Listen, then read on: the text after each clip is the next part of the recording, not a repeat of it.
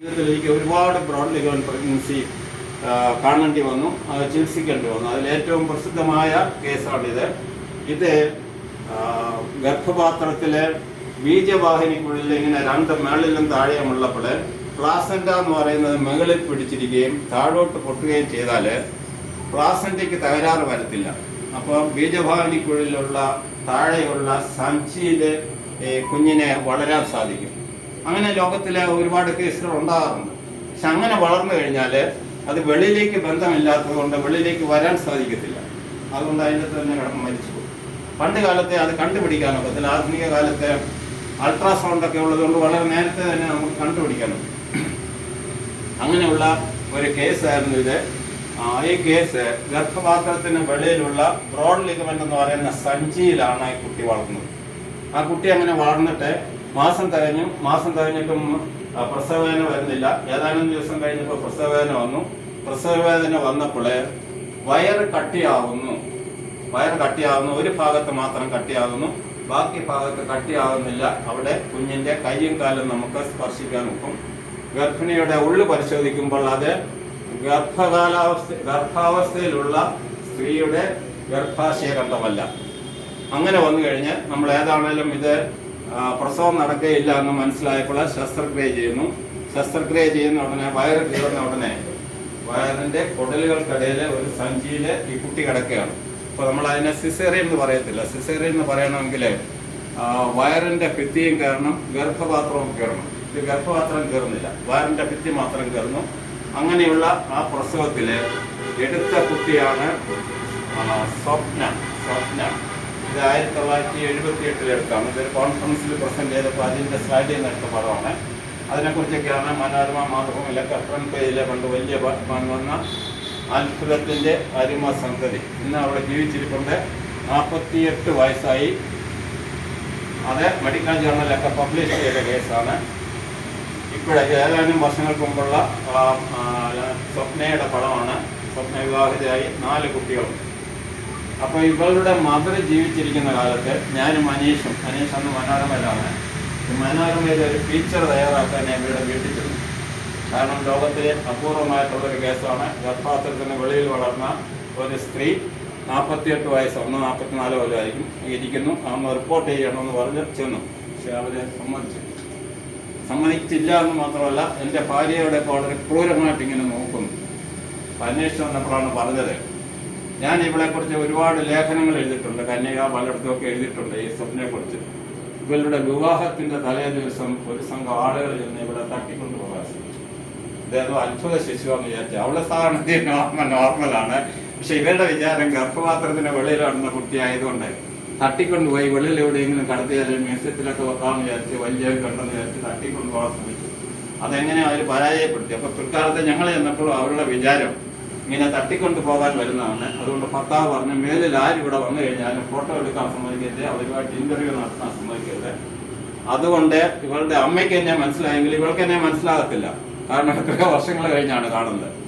അപ്പം ആ അമ്മയ്ക്ക് വലിയ സങ്കടം തോന്നിയെങ്കിലും ഭർത്താവിന്റെ കടും പിടുത്തത്താൽ ഞങ്ങൾക്ക് ഒരു ഫീച്ചർ തയ്യാറാക്കാൻ സാധിച്ചില്ല. അമ്മ ജീവിച്ചിരിക്കുമ്പോൾ. ഇപ്പോൾ അമ്മ ജീവിച്ചിരിക്കില്ല.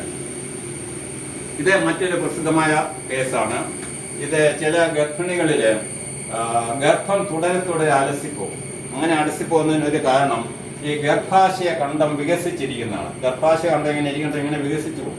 ചിലപ്പോൾ ഒരു ആഭാസം ആയിക്കഴിഞ്ഞാൽ അല്ലെങ്കിൽ 2 ആഭാസം ആയിക്കഴിഞ്ഞാൽ ഗർഭാശയ ഖണ്ഡം വികസിക്കുകയും പിന്നീട് വരുന്നതെല്ലാം അലസിപ്പോകും. 3 മാസമാകുമ്പോൾ അലസിപ്പോകും.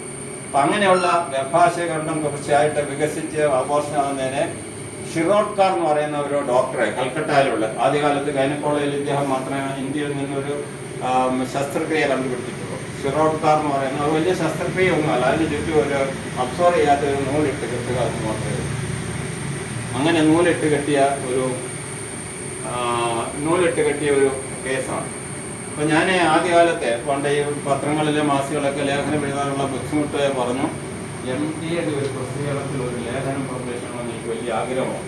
അങ്ങനെ ചെയ്യത്തില്ല എന്നറിയാം. ഏതാണെന്ന് ഞാൻ അയച്ചു കൊടുത്ത് 5-6 മാസത്തേന് യാതൊരു മറുപടിയില്ല, തിരിച്ചു വന്നു. 6 മാസം കഴിഞ്ഞപ്പോൾ ഗൃഹലക്ഷ്മി എന്ന് പറയുന്ന പുതിയൊരു മാസിക തുടങ്ങിയിട്ട് അതിൻ്റെ ആദ്യത്തെ ലേഖനമായിട്ട് എൻ്റെ ലേഖനമാണ്. അതിൻ്റെ എഡിറ്ററായിരുന്നു ലൽക്കാർ അരവിന്ദ്. പിന്നെ ഞാൻ തുടർച്ചയായിട്ട് 12 ലക്കങ്ങളിൽ ഗൃഹലക്ഷ്മിയിൽ എഴുതി. പലപ്പോഴും തുടർച്ചയായിട്ട് എഴുതി കഴിഞ്ഞ് നിർത്തും. അപ്പോൾ പിൽക്കാലത്ത് ഞാൻ ഒരിക്കലും എന്തോ ആവശ്യത്തിന് മാതൃഭൂമി ചെന്നപ്പോഴേ ഈ ലൽക്കാർ അരവിന്ദ് എൻ്റെ അടുത്ത് ഓടി വന്നു. ഞാൻ ലൽക്കാർ അരവിന്ദിനെ കണ്ടിട്ടൊന്നുമില്ല. അവർ പറഞ്ഞു, ഡോക്ടറെ എനിക്ക് നേരത്തെ അറിയാം. ഞാൻ ചോദിച്ചു, എങ്ങനെ അറിയാം? പറഞ്ഞു, ഞാനങ്ങ് പാലക്കാടുകാരിയാണ്.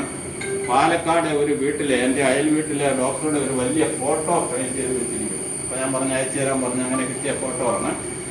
ആ ഫോട്ടോ ആ കുട്ടിയുടെയാണ്. അങ്ങനെ രക്ഷപ്പെട്ട കുട്ടിയാണിത്. ഈ കുട്ടി അവിടെ വളർന്നു. ഇത് അവളുടെ അച്ഛനും അമ്മയാണ്. അടുത്ത സ്ലൈഡ്. അച്ഛനും അമ്മയാണ്. ഇപ്പോൾ അവർ രണ്ടുപേരും മരിച്ചു. ഇത് ഇപ്പോഴവരുടെ അന്നത്തെ സ്വപ്ന, പാലക്കാടുകാരി സ്വപ്ന, അവളുടെ 2 മക്കൾ. മറ്റു ചില അപൂർവമായിട്ടുള്ള കേസുകൾ എനിക്ക് കാണിക്കാൻ സാധിച്ചു. ഒന്ന് ഓട്ടോ ആംബിറ്റേഷൻ, ഗർഭപാത്രത്തിൽ കിടന്നതിന് കൈയൊക്കെ മുറിഞ്ഞു പോകുന്ന കണ്ടീഷനാണ്. ഇത് മറ്റൊന്നാണ് 2 ഗർഭപാത്രമുള്ളത്. 2 ഗർഭപാത്രം 2 രീതി വരാം. 2 ഗർഭപാത്രവും 2 യോനിയും വരാം. 2 ഗർഭപാത്രവും 1 യോനിയും വരാം. ഇപ്പൊ 2 ഗർഭപാത്രവും 2 യോനിയും ഉള്ളെങ്കിൽ അഡ്വാൻറ്റേജ് ഒരേ സ്ത്രീയിൽ തന്നെ പ്രസവിച്ച ഭാര്യയും പ്രസവിക്കാത്ത ഭാര്യയും. ഈ 2 ഗർഭപാത്രവും 2 യോനിയും ഉണ്ടെങ്കിലുള്ള പ്രത്യേകത. അടുത്തത്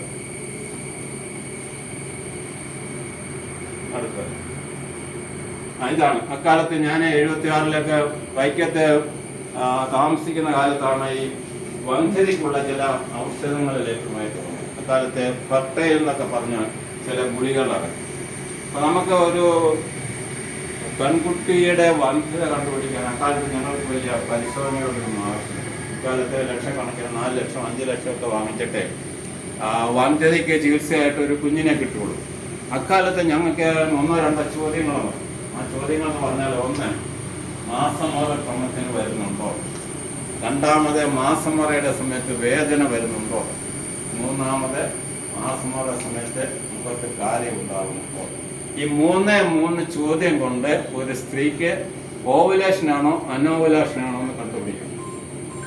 അക്കാലത്ത് ഇങ്ങനെ 100 കണക്കിന് ജനയത്തിലൊക്കെ എഴുതുന്ന കാലമാണ്. 100 കണക്കിന് പെൺകുട്ടികളും അമ്മമാരല്ല വന്നത്. അതിൽ ആദ്യത്തെ പെൺകുട്ടിയാണ് ഇവൾക്കുണ്ടായ കുട്ടി. കേരളത്തിൽ ആദ്യമായിട്ടുണ്ടാകുന്ന ഫെർട്ടിൽ ബേബിയാണ്. അതിന് പ്രകാരം ബോംബെയിലെ ഗൈനക് കോൺഫറൻസിൽ പ്രസന്റ് ചെയ്ത കേസാണ്. പിൽക്കാലത്ത് ഞാൻ അവരെ കണ്ടുപിടിക്കാൻ വളരെ പാടുപെട്ടു. ഏതാനും മാസം മുമ്പ് അവരുടെ ഇപ്പോഴത്തെ ഫോട്ടോ കണ്ടുപിടിച്ചു. ഇതാണ് ആ മകൻ, ഇതാണ് ആ മകൻ.